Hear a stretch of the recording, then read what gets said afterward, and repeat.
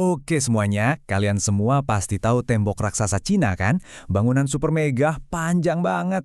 Tapi pernah kepikiran nggak sih di mana ujungnya? Nah, gimana kalau aku bilang ujung tembok raksasa ini nyemplung ke laut? Serius, yuk kita lihat bareng-bareng. Jadi pertanyaannya simpel aja. Tembok raksasa ketemu laut, emang beneran ada? Jawabannya mungkin bakal bikin kalian kaget nih. Tara, ada dong. Kenalin, namanya Lao Long Tou, yang artinya kepala naga tua. Ini tuh pemandangan yang super langka, di mana tembok raksasa kelihatan kayak naga batu raksasa yang minum air langsung dari laut Bohai. Kerennya kebangetan kan? Yap, jadi Laolong Tu di Shanghai Guan ini satu-satunya tempat di mana tembok raksasa Cina itu benar-benar menyentuh lautan. Selain pemandangannya yang gila banget, ini juga jadi titik paling timur dari tembok besar di zaman dinasti Ming. Oke, setelah lihat betapa kerennya tempat ini, pasti ada yang mulai mikir, gimana caranya ke sana? Nah, pas banget. Anggap aja ini panduan singkat buat petualangan epik kalian di Shanghai Guan. Oke, langsung aja kita bahas ya. Ini dia contekan rencana perjalanan 3 hari yang bisa kalian coba. Siapin catatan yuk. Pertama, yang paling penting nih, soal budget. Tenang, nggak semahal yang kalian kira kok. Buat trip 3 harian, siapin aja sekitar 1.930-an RMB. Kalau kita buletin mungkin sekitar 2.000 sampai 3.000-an RMB per orang. Angka segitu tuh udah termasuk semuanya loh. Transport, nginep, tiket masuk, sama tentu aja jajan. Nah, ngomongin jajan, ini bagian paling seru. Kalian wajib banget cobain hotpot khas sana yang pakai panci tembaga, terus bakpao kukusnya yang super juicy, ada juga panekuk daun buloyo yang unik banget, dan pastinya ikan bakar segar khas Shanghai Guan. Wah, dijamin pulang-pulang nambah berat badan deh. Buat yang suka foto-foto, tenang, ini tempatnya Instagramable abis. Wajib banget foto di Menara Zhenxiong di depan plakat First Prize Under Heaven yang ikonik itu. Terus ke kuil Dewa Laut buat dapetin foto dramatis dengan latar ombak. Kalau mau lihat pemandangan dari atas, naik ke puncak Jiaoshan. Dan buat penutup, jangan lupa foto siluet pas sunset di Pantai Emas. Mantap! Oke, setelah kita bahas serunya jalan-jalan, sekarang kita putar waktu sedikit, kita bahas sejarahnya.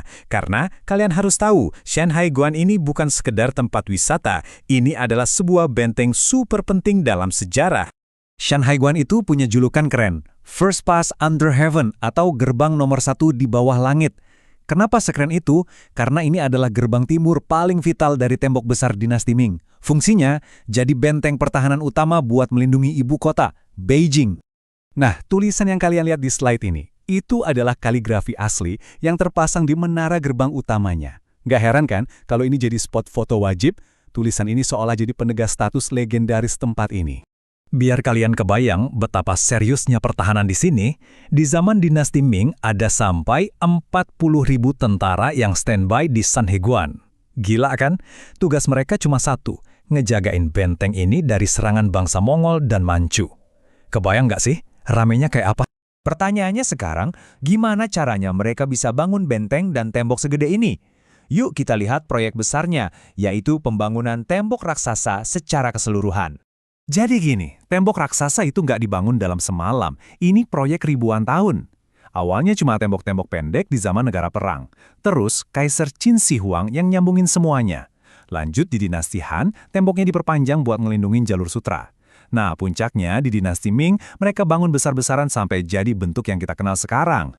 Dan ini yang bikin melongo. Kalau semua tembok dari semua dinasti itu digabungin, total panjangnya lebih dari 50.000 kilometer. Buat perbandingan aja nih ya, keliling planet bumi kita itu cuma sekitar 40.000 kilometer. Gila banget kan? Biar lebih kebayang lagi, ada analogi keren nih. Katanya, material dari tembok era dinasti Ming aja nih, kalau dikumpulin, itu cukup buat bangun tembok setinggi 5 meter yang ngelilingin seluruh planet bumi. Wah, ini sih proyek konstruksi level dewa. Teknologinya juga berkembang terus ya. Zaman dulu, temboknya cuma dibuat dari tanah yang dipadetin sama bahan seadanya. Tapi pas era dinasti Ming, wih, udah canggih.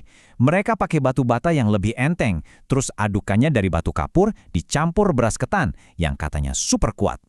Nah, ini dia rahasianya kenapa tembok dari era Ming masih awet sampai sekarang. Oke, dari semua sejarah epik tadi, apa artinya buat kita sekarang? Ternyata warisan tembok raksasa ini masih hidup banget loh. Dan ternyata ceritanya belum selesai guys. Justru masih ada bab-bab baru yang terus ditemukan. Contohnya nih, baru-baru ini banget, para arkeolog nemuin meriam raksasa dari zaman dinasti Ming, di mana tepat di Shanhai Guan, dan beratnya itu lebih dari 112 kg. Penemuan ini tuh penting banget karena jadi bukti baru soal teknologi militer yang dulu dipakai buat menjaga tembok ini. Jadi, sejarah tembok raksasa itu bukan cerita yang udah tamat, tapi kayak puzzle yang kepingannya terus ditemukan satu persatu. So, hari ini Shanhai Guan itu punya dua wajah. Dia adalah monumen sejarah yang megah, saksi bisu ribuan tahun. Tapi di sisi lain, dia juga jadi tujuan wisata yang seru dan penuh kehidupan. Kita jadi balik lagi ke awal, dari tempat liburan asyik ke keajaiban sejarah dan sebaliknya. Keren ya? Jadi gitu ceritanya, tembok ini udah jadi saksi bisu ribuan tahun sejarah. Dari perang besar, pergantian dinasti, sampai momen-momen damai. Nah, sebagai penutup, aku mau lempar pertanyaan ke kalian. Coba deh renungin. Kalau tembok ini beneran bisa ngomong, kira-kira cerita apa ya yang bakal dia bisikin ke kita hari ini? Coba pikirin deh. Makasih banyak udah dengerin.